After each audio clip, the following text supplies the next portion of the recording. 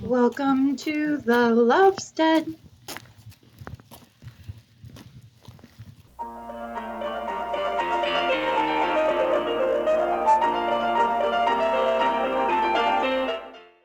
It's Friday, January 2nd.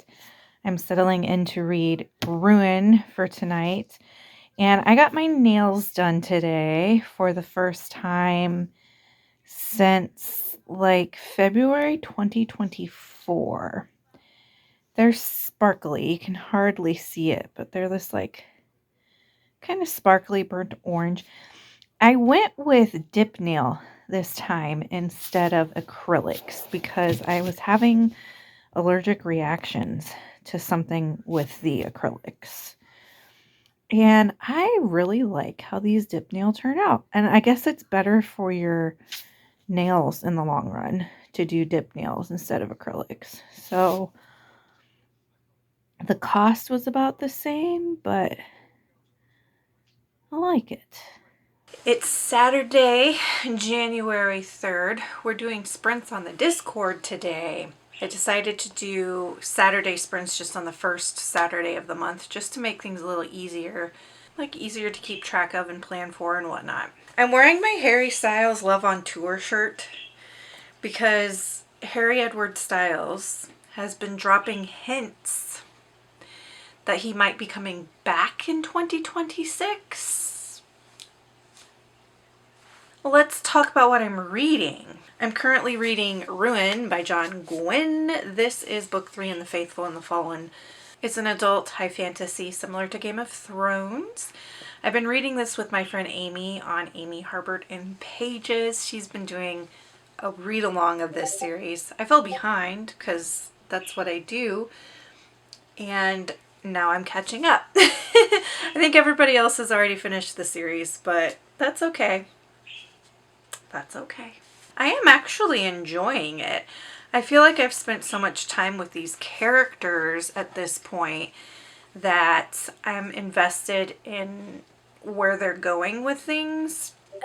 If you've seen some of my previous videos, you know I kind of have a love-hate relationship with this series so far. There are things that I like about it and that are really fun, but then there's some things about it that take away my enjoyment so much. But it also seems to be one of those series that gets better with each book in the series. So I'm hoping that since we're on the 3rd book, we'll be past some of these writing issues that I struggled with in books 1 and 2. Like, there were issues that really pulled me out of the story. Hard for me to overlook some of this stuff. That being said, I could never write something like this. So the basic premise of The Faithful and the Fallen is there's this war between gods, and then there's a lot of politicking. Very similar to Game of Thrones in that regard. Each chapter is a different point of view of a character. It's not first person point of view, it's more third person limited. But the way that it's structured and developed, if you like Game of Thrones, you would probably like this. I'm also, during sprints today, going to be starting Carrie by Stephen King. My friend Chelsea at Read Chelsea Read on Instagram has been going on this Stephen King journey where she's reading Stephen King in chronological order. And like, that's nothing new. Lots of readers do that. Lots of booktubers do that. Like Gavin, for instance, is doing that.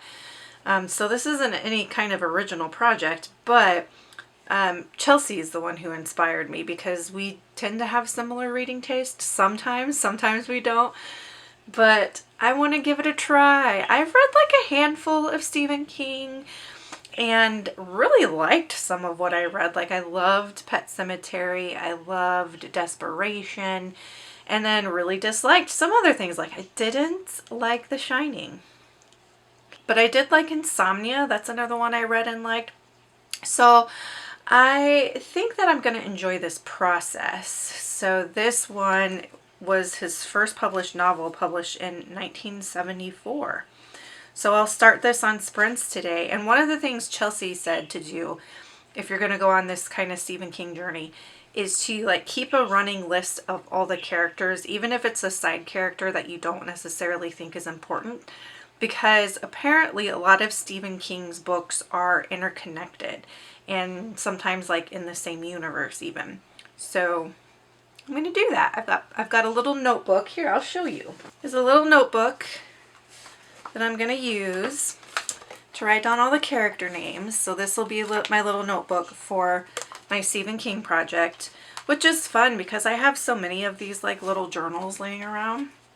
I need to actually use them for something. So I'm going to use it for this project. What do you think? Are we having a good new year? What do you think?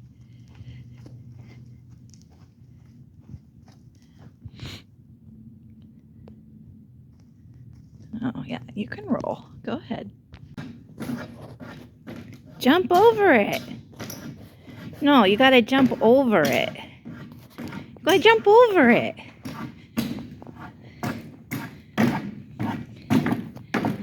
I appreciate the effort, but you gotta... No, ma'am. You're supposed to jump over it. You're not supposed to just paw at that tail.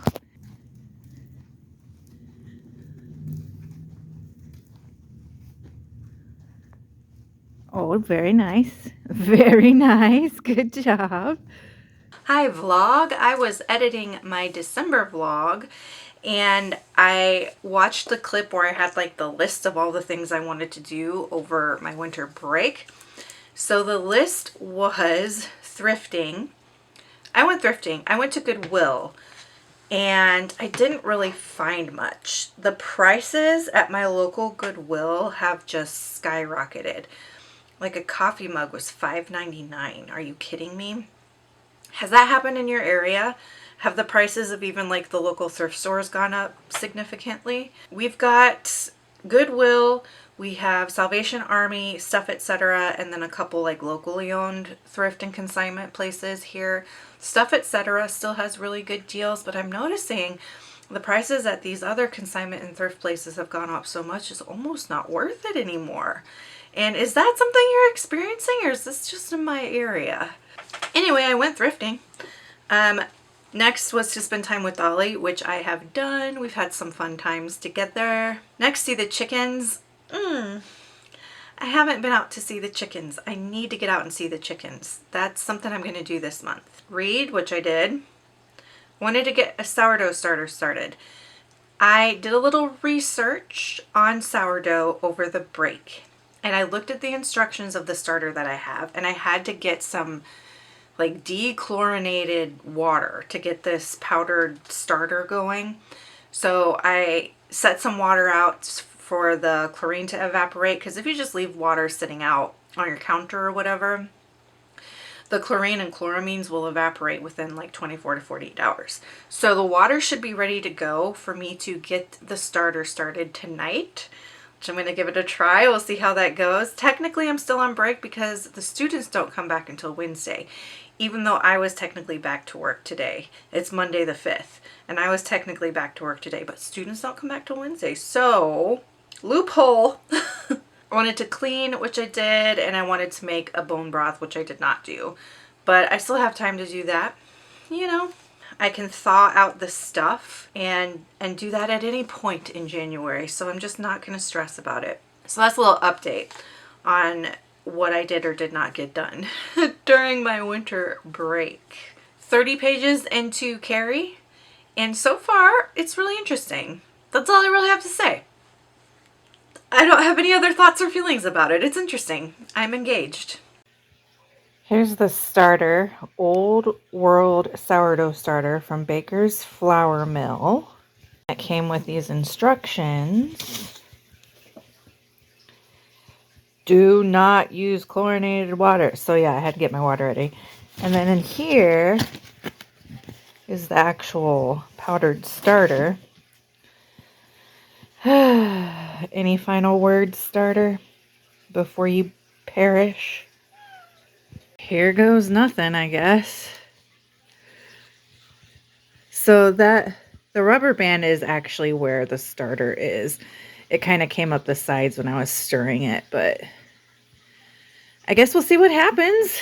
I am not a sourdough expert, but one of the things that I'm learning is that like the success of your sourdough is different from one house to another because sourdough is affected by the conditions of your home, like how warm your house is, whether it's really dry.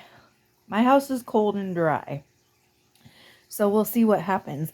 And it's like also affected by your water, the flour that you like. There are so many factors that can affect the success of a sourdough. It's insane. And like you can watch all the tutorial videos, but what I'm learning is the most important thing is to know how to read your starter and give it what it needs, because it's a living thing and what it needs might be different from what your neighbor's starter needs. How anybody succeeds as this is beyond me.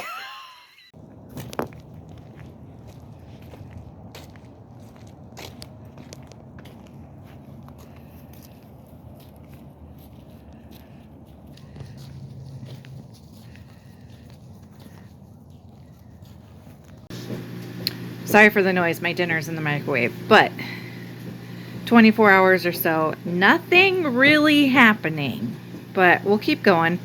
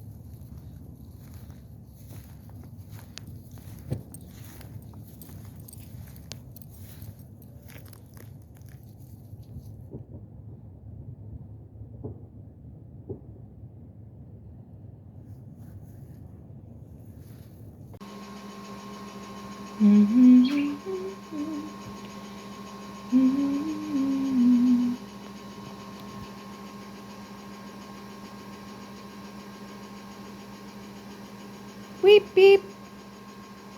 Beep, beep. We were talking earlier. Beep, beep. Maggie Star Love. Maggie Star Love. Oh, does that feel nice? Does that feel nice? Does that feel good? The scritcher richers? The scritcher richers? You gonna do some air swims? No, we're going to itch your face.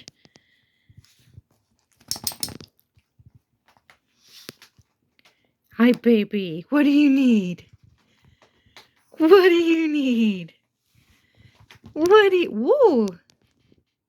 Hello.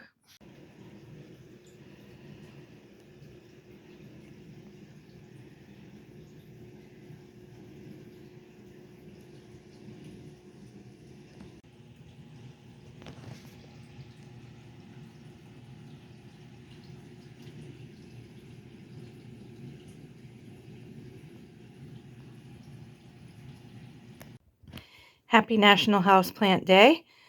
Today I bought myself a string of turtles. I've killed like 2 other string of turtle plants, but I think this is going to be the one that makes it. And his name is Princeton. Give him a kiss. Mwah. Handsome, handsome Princeton. You're going to be the one that makes it. Hi vlog. I don't know how my sourdough starter is doing. The bubbles have ceased. I don't know if that means I killed it or if we're just still early in the process. I don't know. But I'm gonna keep feeding it at 12-hour intervals at a 1:1:1 ratio. and just see what happens. I finished Carrie by Stephen King, and I thought this was a good book. I felt so bad for Carrie. She's treated so cruelly throughout the story, horribly bullied by the other girls and her classmates. And I can totally see why she ends up going on this violent rampage as she does. It was one of those situations where it was like a support women's wrongs kind of a moment. And I thought overall, like the arc, the story arc, the plot and all of that was really good. The horror elements were really good. I could tell though that this was written by a man. The first thing that tipped me off was there's this character that ends up developing a crush on a guy because he has a cool car. And I don't know a single woman in my life who has ever had a crush on a guy because of his car. That to me is the fantasy that men have of women and how they fall for them, not of how women actually are in reality. So that felt like Stephen King's fantasy of a woman being like, oh, your car's so cool, being real. It's not real. Guys, women don't care about your cars. They care about how you treat them. So like that made my eyes roll. And then there's so much stigmatization of menstruation in this story. Menstruation is seen as like this gross, weird, icky thing. Yeah, man wrote that. I gave it 4 stars. I have not made any progress on Ruin. The next book that I plan to read is Madwoman by Chelsea Bieker. This is the Lovestead buddy read for the month. Let me read you the description. Clove has gone to extremes to keep her past a secret. Thanks to her lies, she's landed the life of her dreams, complete with a safe husband and 2 adoring children who will never know the terror that was routine in her childhood. If her buried anxiety threatens to breach the surface, Clove, if that is really her name, focuses on finding the right supplement, the right gratitude meditation. But when she receives a letter from a women's prison in California, her past comes screeching into the present, entangling her in a dangerous game with memory and the people she thought she had outrun. As the story races between her precarious present-day life in Portland, Oregon, and her childhood in a Waikiki high-rise with her mother and father, Clove is forced to finally unravel the defining day of her life.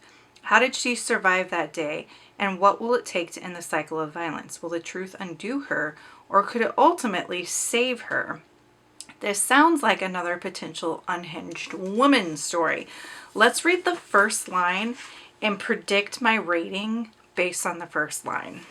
The first line is, the world is not made for mothers. 5 stars.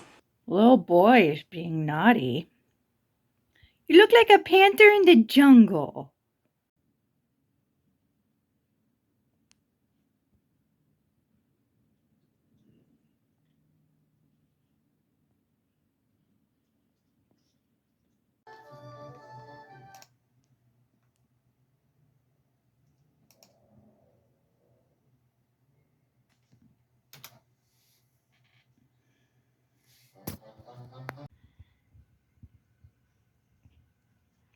Bubbles!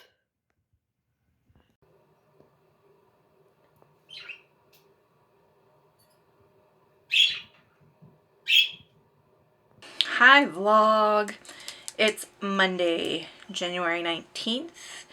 Hopefully you're doing something to honor Dr. King today. I'm having a really bad pain flare. I did my best to look presentable. So Harry Styles is coming out with new music. Very exciting. March 6th. We have something to look forward to, family. Sourdough updates. I'm sure y'all getting really sick of it at this point. I feel like a mad scientist trying to get this starter going. Robert Louis Stevenson and Mary Shelley would be proud. I think my starter is alive. I think it just went through a period of not being as active because it got really, really cold here. Like we're in the negative Fahrenheit for cold, and my house gets cold and it's dry. So that definitely can affect starters, I'm learning. I think that's all that happened to it because when I put it in a room, when I put the starter in a room that's warmer than my kitchen is, then it got really bubbly and active. So I think we're moving in the right direction there. I did my Cozy 48 readathon this weekend and it was very cozy. I watched the season 1 of Keeping Up Appearances, which is the watch along that we're doing here on Discord. And that show is so silly. And I love it so much. And I don't even really know what I love about it. I think for me, a lot of it is just the physical humor. The physical humor in this is just so goofy.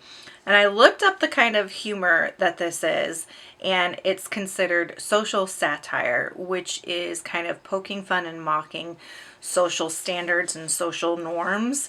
And it definitely does that. It's interesting because I don't think any of the characters are particularly likable except for maybe Richard.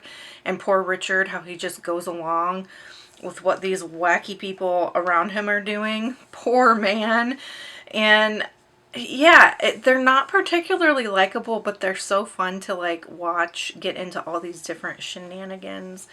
Like, it's comedy, but it's a very specific kind of comedy. I could see this not landing well with a lot of people, but I think it's hilarious. I've been working on some goals with Doll. I've shared some clips of our time together here this month. We're doing a lot of groundwork. Groundwork, if you're not an equestrian, is basically working with your horse when you're not riding them to really build your bond with them and teach them different things. And one of the things I'm trying to get her to do is to pick me up at the mounting block. She'll stick with me. She'll stick with me like peanut butter on jelly. Doing all kinds of different things as we wander around the arena and we have fun and we do whatever, and she'll do whatever I ask. But as soon as I get to the mounting block, she's like, I wonder where Mom is. I don't know. I'm going to go across the arena now. We'll see you later. Have a good time. Bye. And so I'm trying to get her to pick me up at the mounting block and to do that at liberty, which at liberty means without me having a halter and lead rope leading her to the block. I want her to do it on her own, where she has the ability to go wherever she wants to go in the arena, but she chooses to go to the mounting block. So that is something that we are working on. And she's such an opinionated girl. I think it's going to take some time for us to really get there. I have a little book haul. I got one book from Book of the Month because this year I don't have any restrictions on buying books. I just am being mindful about it, but let me show you what I got. I got the new Ashley Winstead because I have loved Ashley Winstead's work. The Future Saints. It says, when ambitious record executive Theo first meets the Future Saints, they're playing a dive bar in their hometown. Since the tragic death of their last manager, the band has been in a downward spiral, and Theo has been dispatched to reverse the trend by coaxing a new successful album out of them or cut them from the label. Immediately, he's struck by Hannah, the group's lead singer, wildly talented but wholly unpredictable. She's gone off script by debuting a new sound, replacing their signature California pop with gut-wrenching rock, and she won't listen to anyone's direction, least of all Theo's, as she and her sister Jenny undermine him at every turn. When the Future Saints' new music goes unexpectedly viral, the bickering Saints get one last shot at success they've been chasing. But it soon becomes clear that Hannah isn't prepared for the fame she spent her life craving, and her increasingly destructive antics jeopardize the band, her growing closeness with Theo, and worst of all, her relationship with her sister, the one person she was never supposed to let down.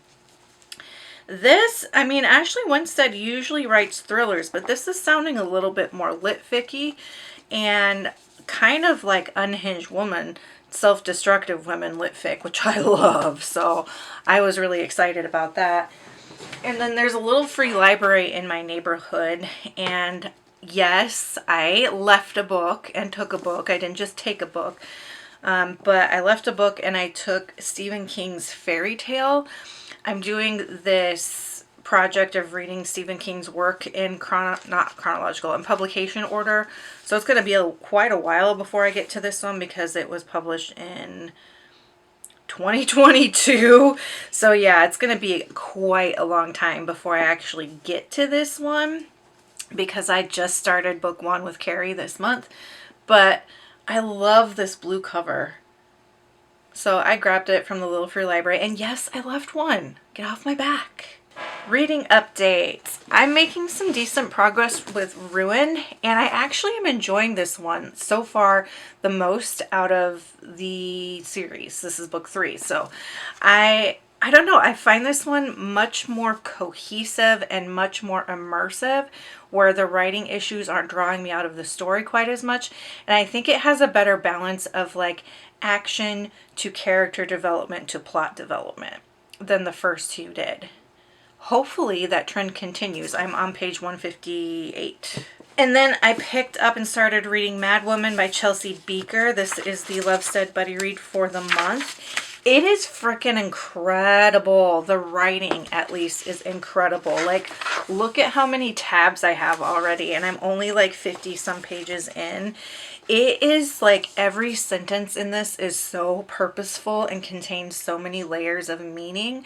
So the main character is this mother. She's overwhelmed by motherhood. Her husband isn't the most supportive. And it really reminds me of the book called When I Ran Away. I can't remember the name of the author right now, but very similar to that one. But her past, she's lied about. She has told her husband that her parents died in a car accident, when actually what happened was that her father was an abuser and her mom killed him in self-defense and is in prison. She gets a letter from her mother in prison saying that there's this feminist attorney that's revisiting her case to try and free her, but the attorney needs the daughter's testimony.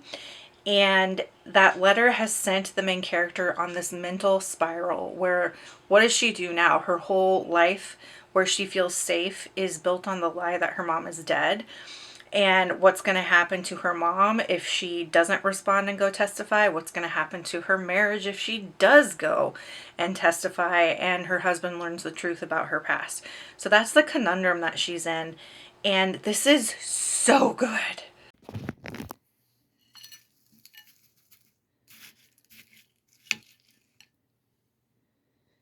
I got my little poster Sherry sent me up on the wall, and it looks so cute there because, excuse me, it looks like the kitty cat's looking at the butterflies. Like, how precious is that? I love it. I'm on the second set of stretch and folds for, this will be my second attempt at making a loaf. My first attempt was not bakeable. So this is my second attempt, and second set of stretch and folds. I don't know if this is the right texture. I don't know. But that's part of learning, right? You screw up a bunch of loaves. Eventually, you're going to get one right. Ugh. My starter's about a month old now. So I feel like it's ready to go. Yeah, we'll just see how this turns out. I'm going to bake this one regardless, so we'll see. Here's the loaf, but the stone I was using to bake it on cracked, broken. So I guess I have a different sort of tool to bake in. I don't have a Dutch oven, is the problem. So I thought that this stone would take care of it, and it broke all to hell, which is unfortunate because I used this for a lot of stuff. I have just regular baking sheets. Would that work, or would those crack too? I don't even know. So this looks not bad. I think it's a little underbaked in parts because I cut it too soon. It's not totally cooled off. So right in here, it's just a little underbaked. But aside from that, like, the crumb read isn't terrible.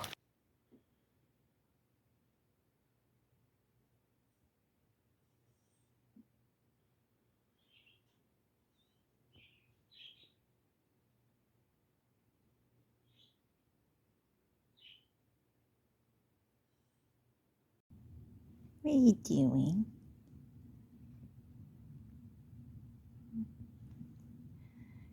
Come get your mother, please. Please.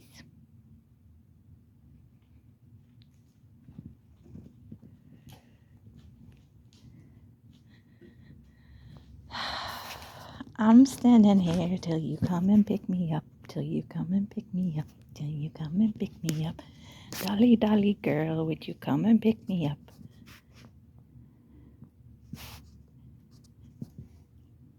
I can't reach you from there, but that's a very good try. Come on. Come get me. Come get me. Come get me. Come on, sweet pea. Yeah, good girl. Good girl. Good job.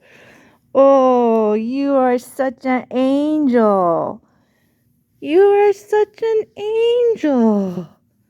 Good job, Dolly. The lighting is so bad, but I can't figure out how to fix it. Like, something with my camera has gone a little wonky. I don't know. We're just going to deal with it.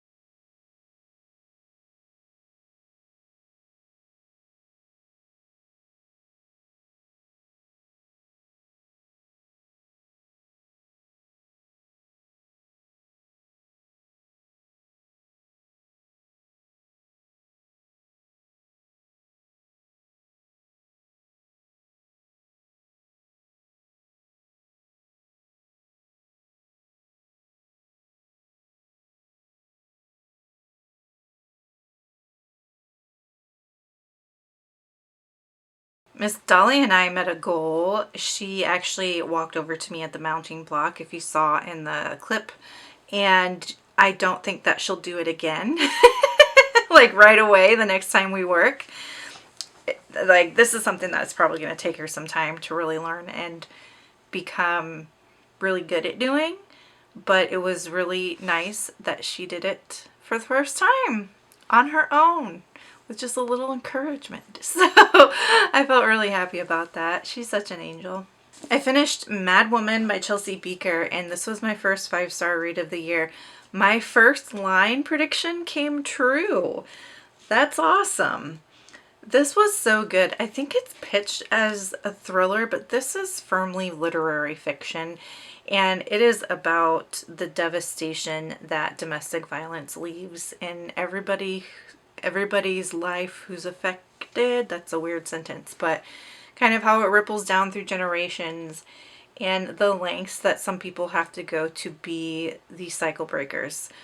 Everybody tends to romanticize cycle breaking. Cycle breaking is hard, and sometimes it's violent and not easy to do. And this really gets at kind of the heart of that. It also, I feel like this is what Colleen Hoover tried to do with It Ends With Us. This book does it a million times better, and I loved it. I loved it so much. The writing was gorgeous. The characters are going to stay with me for a long time, and I highly recommend it. Check your triggers, of course, because domestic violence is a really triggering topic for a lot of people, but if you can handle it, like, this is so good. So good. I have not made any further progress on Ruin. That's it for my January vlog. Thank you for being here with me today and spending time with me.